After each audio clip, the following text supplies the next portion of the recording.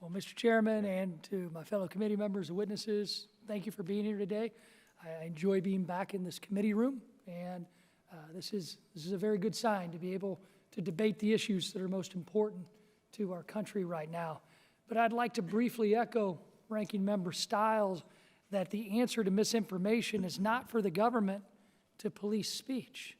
Political speech is protected speech, even when you don't agree with its message.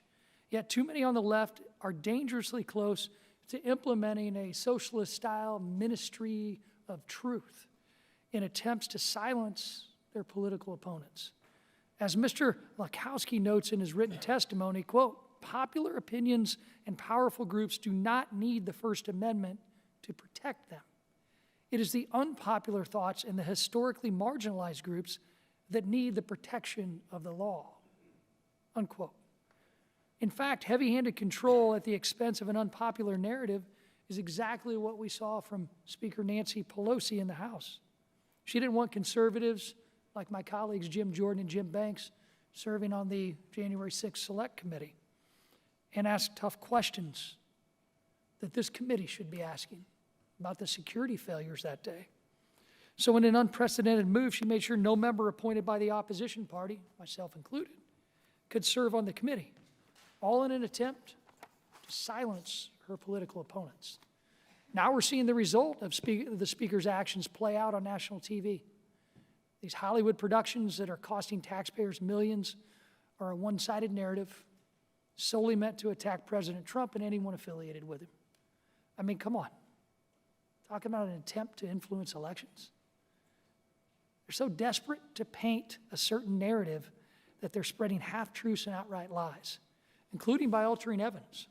For example, they're sharing falsehoods about a member of our full committee, Mr. Barry Loudermilk, trying to insinuate that somehow meeting with constituents and friends of constituents from his home state, one of a member's most official duties, and taking them to the House gift shop and showing the children the Rayburn train is somehow a reconnaissance tour. A falsehood that the Capitol Police debunked, saying nothing about it was suspicious. But the truth doesn't fit their narrative. So those on the left now, they call our brave men and women in the Capitol Police liars.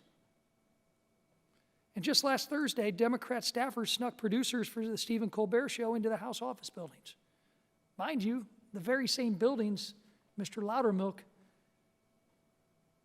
was falsely accused of taking people on a reconnaissance tour of, after being asked to leave but defying Capitol Police orders by coming back later, a move again facilitated by Democrat staffers. The Colbert producers caused such a disturbance, banging on the doors of Republicans, that Capitol Police arrested them well after hours. And we can't forget the 1-6 committee was caught doctoring text messages of Mr. Jordan. What other evidence have they altered?